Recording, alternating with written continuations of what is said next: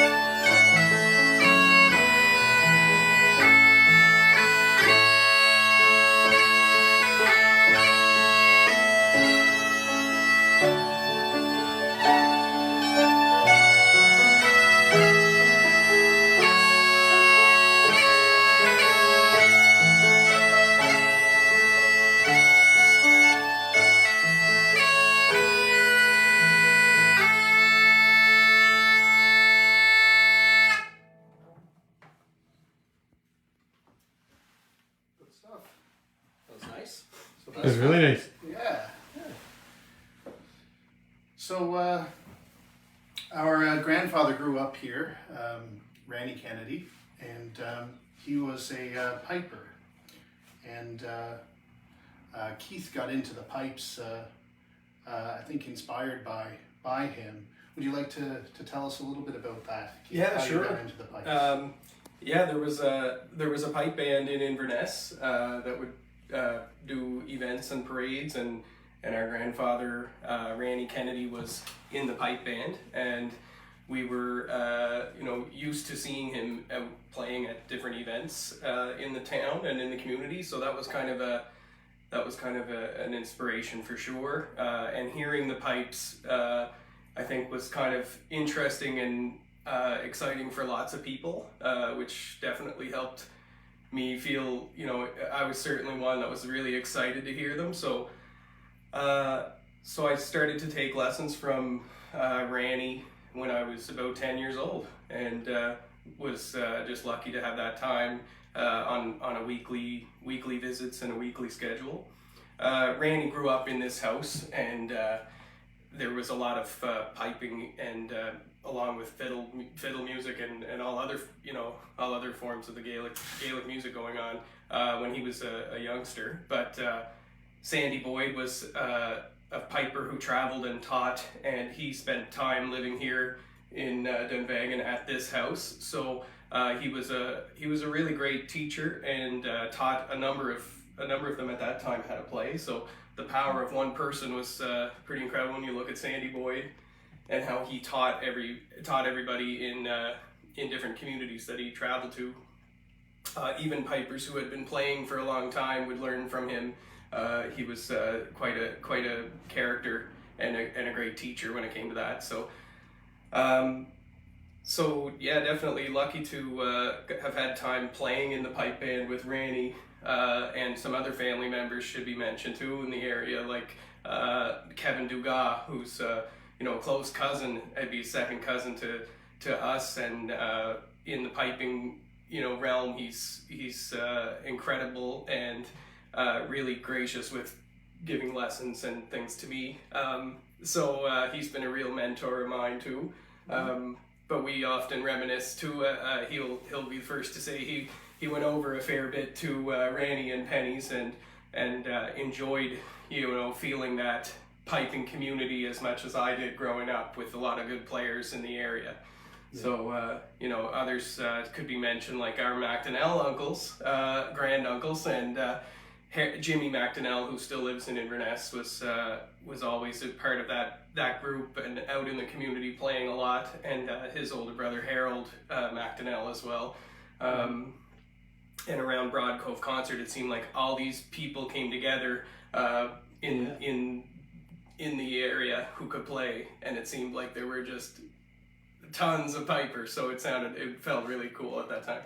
Now, I'm going to add, although Wally Ellison wasn't in the Inverness Ceilidh pipe band, we ran into Wally in the community and at concerts, selling his wonderful books and on geology and waterfalls and the Bredor Lakes, and Wally shares a connection with this house also, that he maybe you can tell us about Wally's connection to the house. Definitely.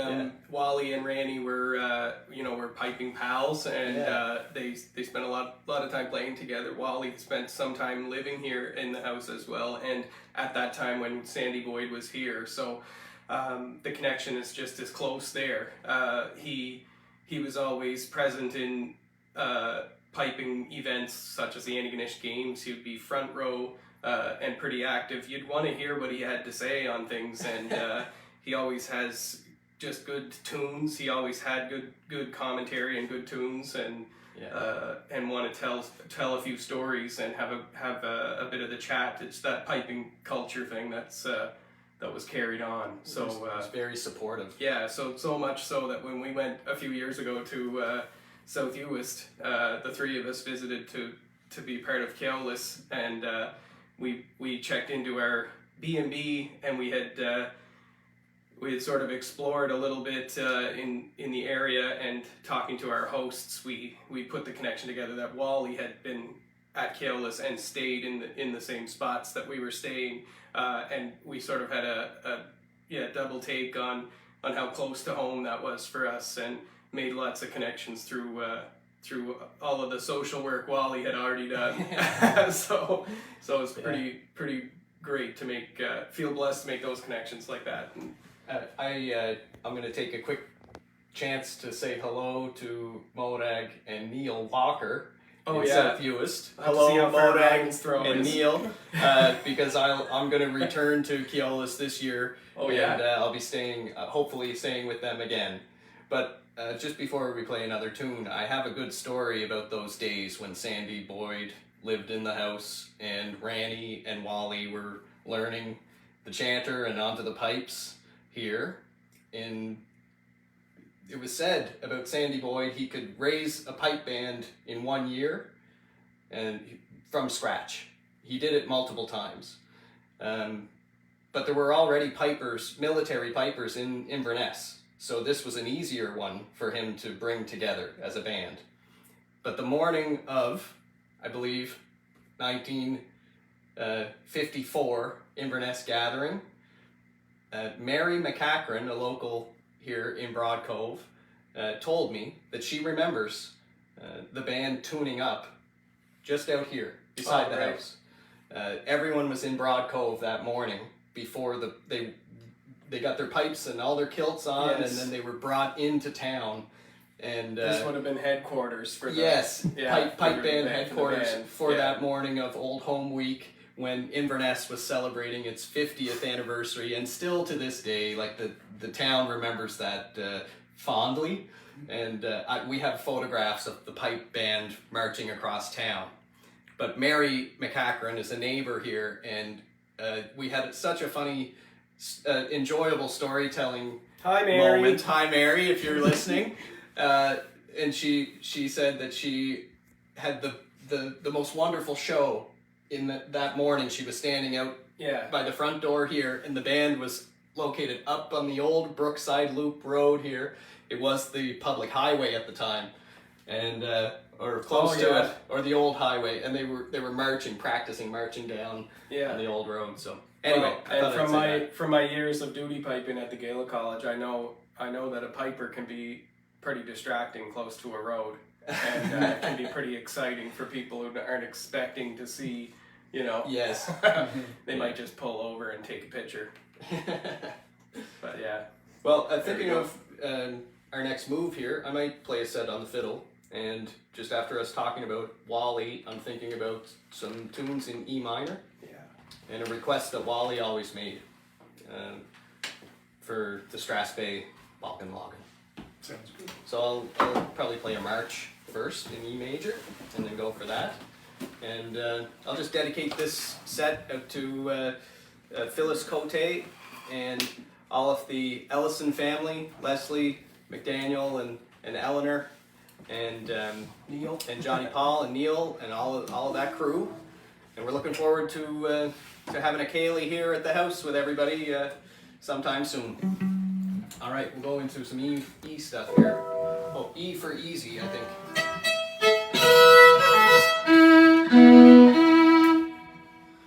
Hope that's not too loud now. Okay?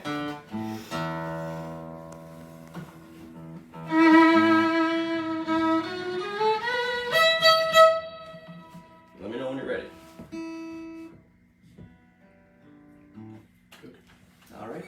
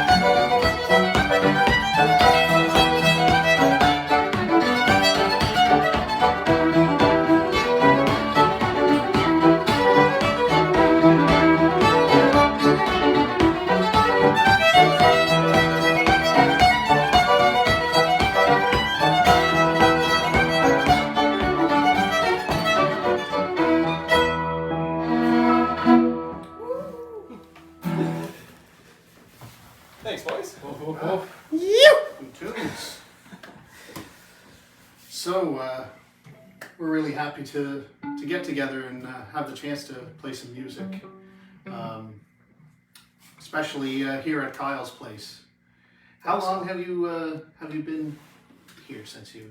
I took over the place in 2016 and started really getting a chance to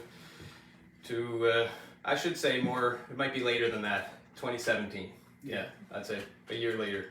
And you've done a fair bit of work since then? Yeah, kind of, I guess the best way to describe it is just that Gennarchi preserved the house as best as he could, and the basement being a major thing, and the roof he kept in great shape. So the rest was up to me, and I'd say one of the first things I'd like to mention about the house is just that the chimney is new, and it was made by local masons from Deepdale, Peter and Frankie MacDonald, and worth saying how great of a job they did, and how happy I am with it, and how warm it is in here right now.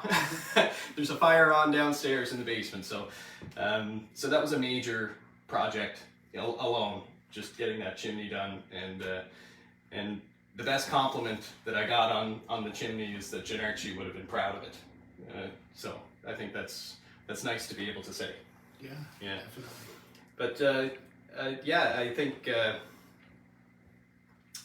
well, I might just make that my answer. Any other questions there, sir? Don't know where I was going. So many projects. The place is looking great, and Thank you. It's great to play music in here, knowing that so much music has been played in this house over the years. And tell us about your fiddle. Well, I think when you mention music being played in the house over many years, this is the violin from the house, but it was brought here as well from a previous location. The violin is estimated to have been made before 1850, closer to 1840, or maybe even before then. With the way that it's constructed, it's not me that's taking a guess. I've talked to a few people about this, one being a gentleman at the Maritime Conservatory in Halifax who told me this information. And it's our assumption that the violin was brought here by Katie Florence Kennedy from Southwest Marguerite, Cody Road. And so that would make the former owner, a fellow named Archie MacIsaac. It was Christina MacDonald that he was married to, and she would have been Hector Doink's sister. And so yes, it would be Archie MacIsaac, Cody Road. So great grandfather. It was said to be very valuable and prized. And so when I took over the house, the violin was upstairs, hanging by a piece of string on a nail on a wall. I thought that was, just a huge gift for us. So we had it repaired. So I'm not sure how many people have played it, but I'm guessing I might be the fourth or fifth owner by the age of the violin. It was made in Germany, so that suggests that I don't know. It's close. An argument could be made for it being an immigration instrument. So I'll just.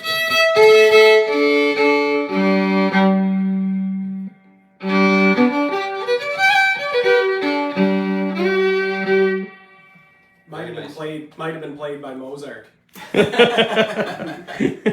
We can't prove it wasn't.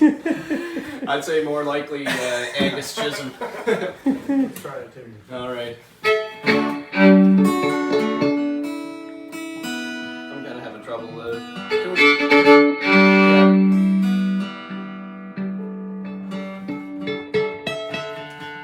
Maybe we'll play a couple of tunes in G. Okay.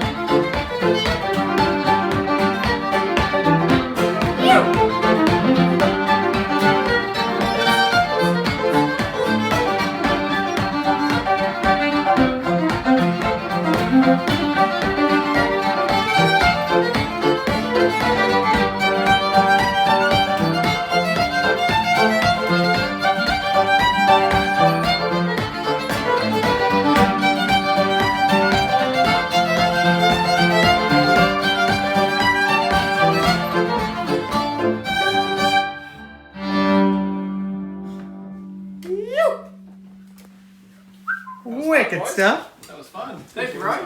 Thank you. What? Love some of that stuff. Oh, I got a direction to go right away. I was going to ask about the tunes. Yeah, Yeah. I think the last tune would be the one to explain.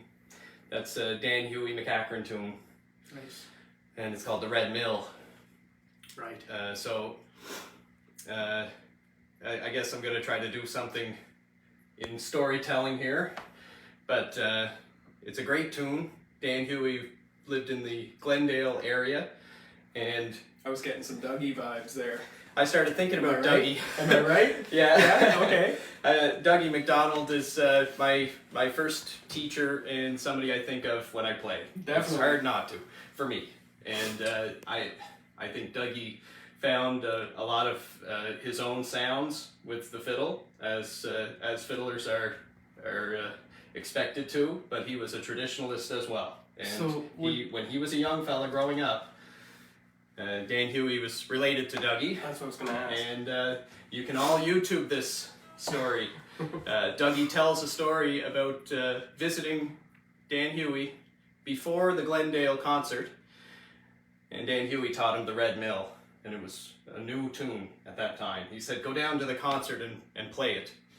So Dougie did. He was around 10 years old, and when he came off the stage after playing that tune, he had all the fiddlers gathering around him trying to get him to play it again so that they could learn it. It's a new #1 hit. So, yeah. Top in the charts. Instant hit. Yeah. So, and again, if you just YouTube Dougie, that will come up. It's one of the videos of him that comes up, and I'm fond of it. He names a few fiddlers that were in the pack, and Buddy was at the front. Wow, that's So. called going viral back then. Yeah. That's as close to going viral as a tune could get. So, Off the stage. According to Dougie, Buddy was there, and Wilford Prosper was there from Escazone as well. They were the two at the front of the pack, trying to get him to keep playing it so they could learn it. The tune was literally viral.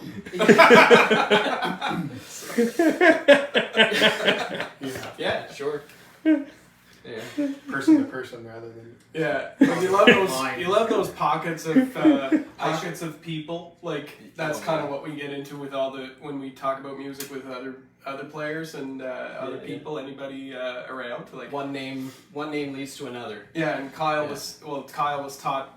We like to spread the word that Kyle was taught by Dougie back in the day, just across the road here actually in Dunbeg, and Dougie was surprisingly to us living in the area, and his wife is from wife at the time, from here, and lots of family connections. So Yeah. Good chance to say hello to the McCachrans. Yeah. All of the McCachrans in Broad Cove. There you Hello, go. if you're watching.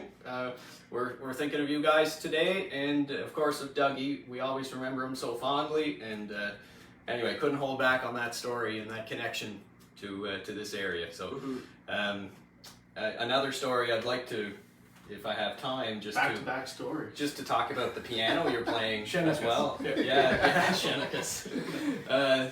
The piano that Colin is playing today, there's a story behind, and it starts with the graduation dinner that I attended at Dalbray when I was working at Dalbray as a teacher, and I was at the table with some of the local priests and deacons, and Father Dan MacDonald and I were having a conversation about music, and he went right for it. He said, "Are you looking for a piano?" He said, "I got one for you. You should come and try it out." And I said, "Okay, maybe I'll come by."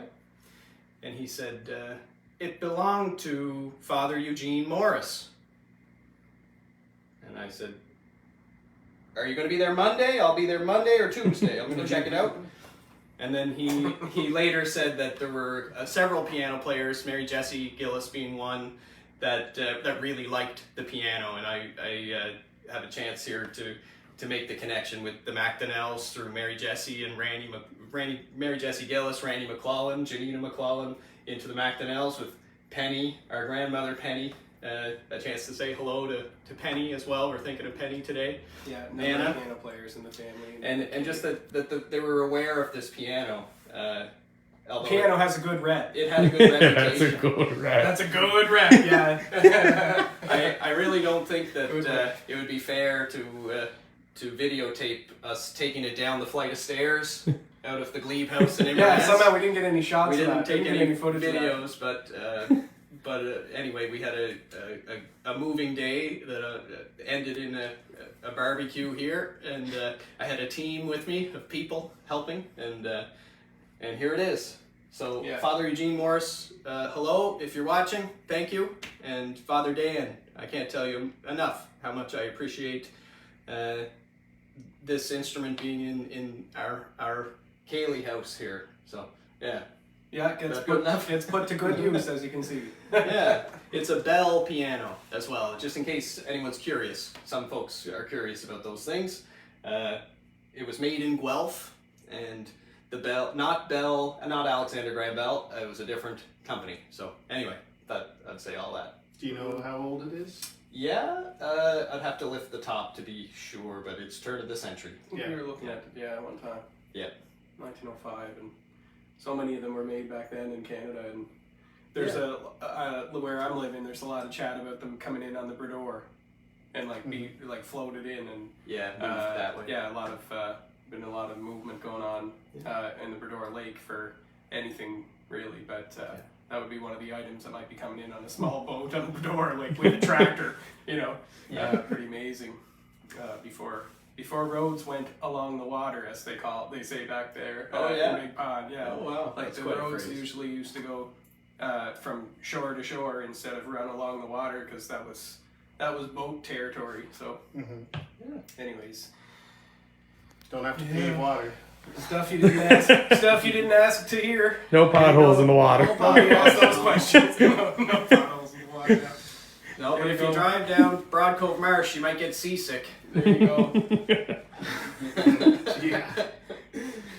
What would we like to do now? Well, we Maybe a probably song. could be on for a song. Wanna do a song? Too. How much? Oh, we have about how much 15 more minutes fodder left. do we have there? Yeah. We'll do a song and then Yeah, let's do some song and some tunes, and I'll or stories. Do I'll more sing. stories. Song to Hector. This is a milling song I sing a lot during the Ceilidhs, but probably one of my favorites, Chare Kinheen, Mochroniac Gown. And yeah, it's a love song, and nice melody and swing to it. And yeah, we'll give that a go. You guys up for that?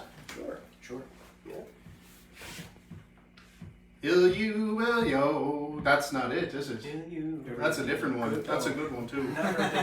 And same words.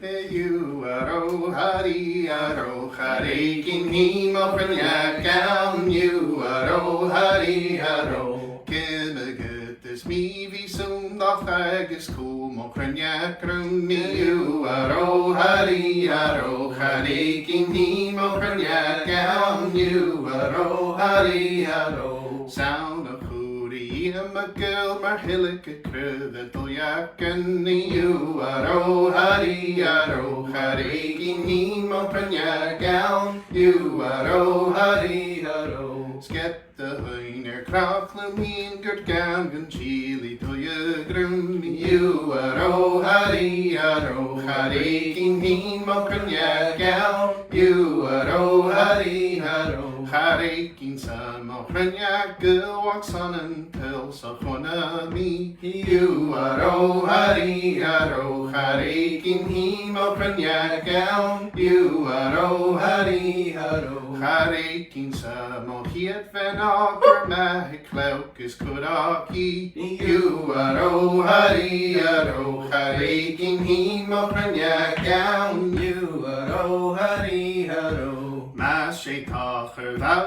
géirí ó cíal na surin sin. You aro hari cin hí má crunne gawn. You aro hari cin hí má crunne gawn. You aro hari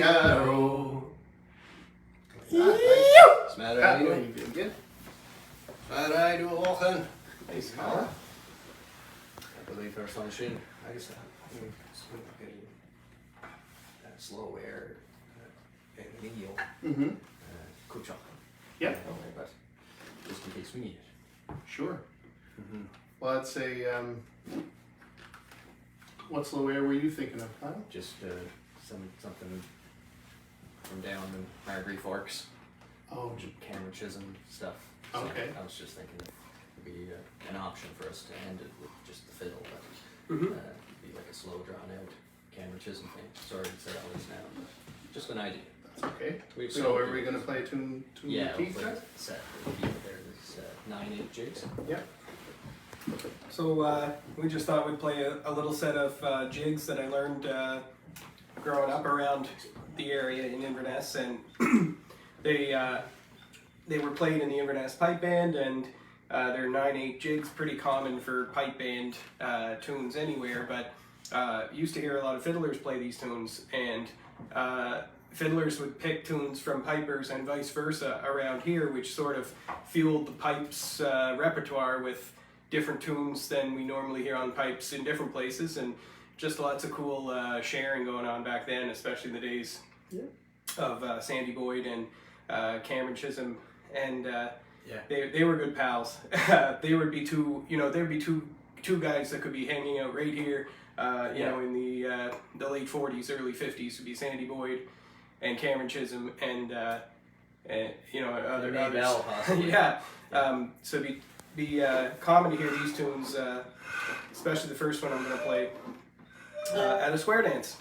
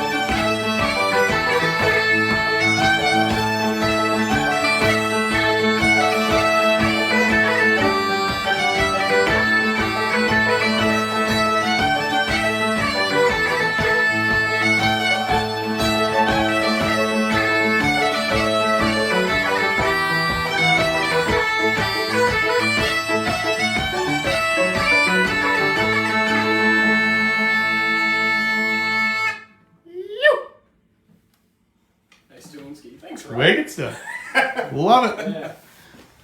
Yeah, they are nice tunes, and we play them in kind of a different tempo with the pipe band. Marching tempo for 9/8, and Yeah. it would seem a little more like a 3/4 in some ways.